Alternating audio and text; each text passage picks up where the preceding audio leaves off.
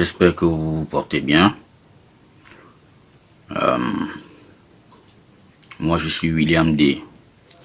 Je suis là pour vous conter mon histoire.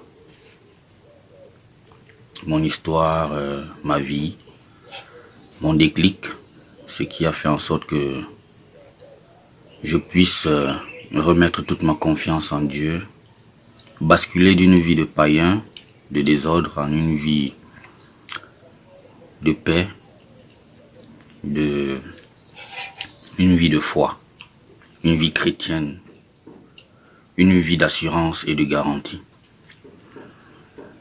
Mais bon, certains diront que les gens ont toujours eu à dire, les gens ont toujours dit, les gens vont toujours dire. Mais je dirais à ceux-là que c'est parce qu'ils n'ont pas vraiment encore compris, ou alors ils n'ont pas encore touché du doigt la vraie puissance de Dieu.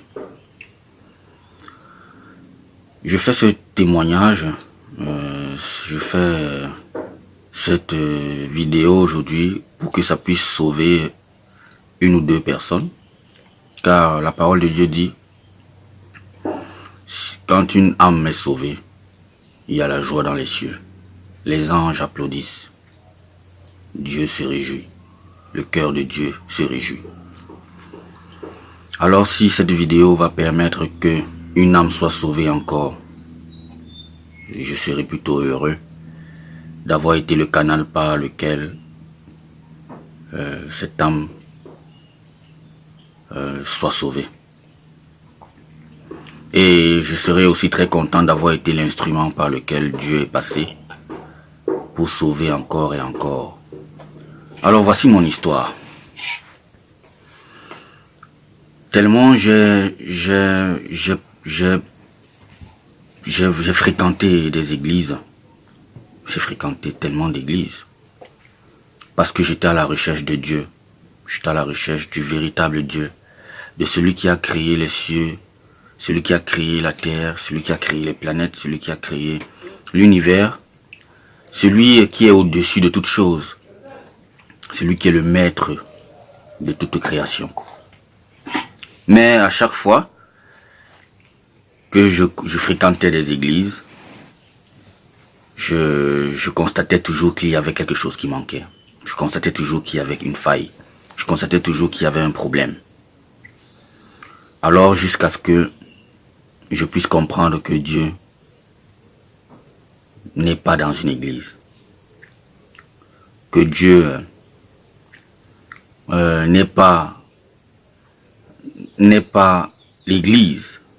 Mais Dieu est le véritable créateur de toutes choses. Et celui qui le cherche commence par le chercher dans son cœur. Celui qui le cherche commence par le chercher dans sa propre vie. Et c'est comme ça que Dieu m'a répondu. Il ne m'a pas répondu dans une église. Il ne m'a pas répondu à travers un pasteur. Il ne m'a pas répondu à travers un prêtre, ni un évêque ou qui que ce soit. Dieu m'a répondu directement. J'ai été tellement persécuté dans ma vie. J'ai tellement souffert. J'ai tellement vécu des choses, des situations. Et très exactement, il y a quelques années de cela, j'ai eu la réponse de Dieu. Quand je rentrais, une fois, tellement dans la souffrance, j'ai décidé de faire une affaire à Yaoundé, au Cameroun. J'ai voyagé. Je suis allé à Yaoundé pour traiter une affaire qui n'a même pas marché, tellement j'étais inquiet du lendemain, tellement je me souciais de comment est-ce que je vais faire, de ce que je vais faire, de quand est-ce que je vais le faire. J'étais inquiet à cause des situations critiques, à cause de la situation de pauvreté financière. Alors je suis allé à Yaoundé, et quand je prends le bus pour le retour, je fais un accident avec ce bus. Un accident vraiment mortel.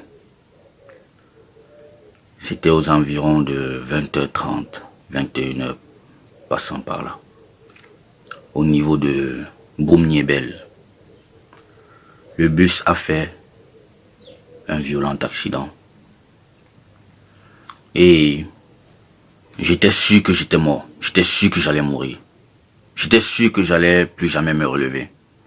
Il faisait une nuit noire. Il y avait une obscurité terrible. J'étais sûr que j'étais même parti. Jusqu'à ce que je constate que je suis encore vivant. Après le violent choc que nous avons eu. Je ne suis pas mort. Dieu n'a pas permis que je meure. Il y a eu des sinistrés. Il y a eu des cas, des morts, des blessés graves. Mais je suis sorti de là avec juste une petite égratignure, juste une petite blessure. C'est là où j'ai réalisé que Dieu est vivant. C'est là où j'ai réalisé que Dieu est vivant et n'a pas permis que je meure. C'est là où j'ai réalisé que Dieu ne m'a jamais abandonné. Que Dieu a toujours été auprès de moi et d'une façon tellement puissante a déposé sa main sur moi afin que je ne puisse pas mourir. À partir de ce jour-là, j'ai décidé de m'intéresser encore de plus près à la chose de Dieu. Et de comprendre que si Dieu veut me parler, il me parlera directement. Il ne le fera pas à travers quelqu'un, ni une église, ni une tradition, ni une incantation. Il le fera directement, car ses méthodes sont parfaites. Après cet accident, j'ai vécu d'autres situations qui ont toujours affermi ma foi, qui m'ont permis de comprendre que le véritable Dieu existe et il est en communion avec celui qui le cherche vraiment et sincèrement. Alors que ma fille, ma troisième fille devait naître, ma dernière, sur la table d'accouchement de sa maman, une fois que la maman, celle-ci, pousse encore, la tête est dehors. La maman perd les contractions. Et elle perd connaissance. Elle est faible. Elle est inconsciente de tout ce qui se passe. Vous savez ce que c'est que perdre des contractions pendant que vous êtes en train d'accoucher? Pendant que l'enfant est déjà presque dehors. C'est soit l'enfant qui meurt, c'est soit la mère ou les deux. Dieu s'est manifesté encore puissamment, car le docteur sort de la salle d'accouchement et il me dit, moi j'étais à la salle d'attente, j'attendais. Il me dit, c'est toi le père? Je dis oui. Il me dit, prie. Parce que tu peux perdre une personne aujourd'hui, ou peut-être deux. Je me suis retourné et j'ai dit, que la volonté de Dieu se fasse. Parce qu'en toute chose dans la vie, faites confiance en Dieu.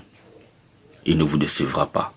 Mettez toute votre confiance en Dieu. Il ne vous décevra pas. Ne posez pas votre espoir ni votre support en quelqu'un. Appuyez-vous sur lui. Il est le meilleur bâton. Il est le meilleur support. Il est le meilleur appui. Alors, le docteur est sorti. En une fraction de seconde, est revenu avec une injection pour provoquer les contractions de mon épouse. Et l'enfant est né. L'enfant est né en bonne santé.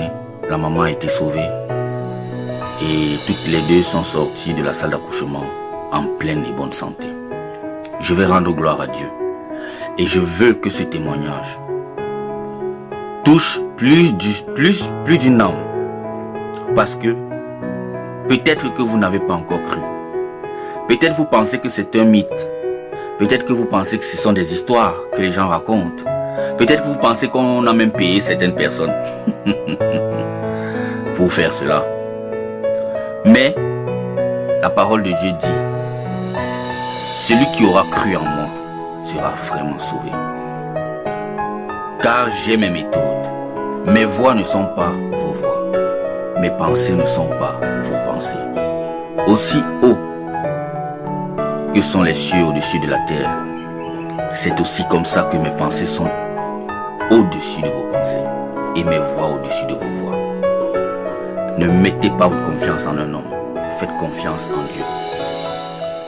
Demandez-lui toujours quelle est sa volonté. Demandez-lui toujours qu'est-ce qu'il attend de nous. Et il vous dira exactement ce qu'il attend de nous, de vous. Il vous dira exactement quelle est sa volonté.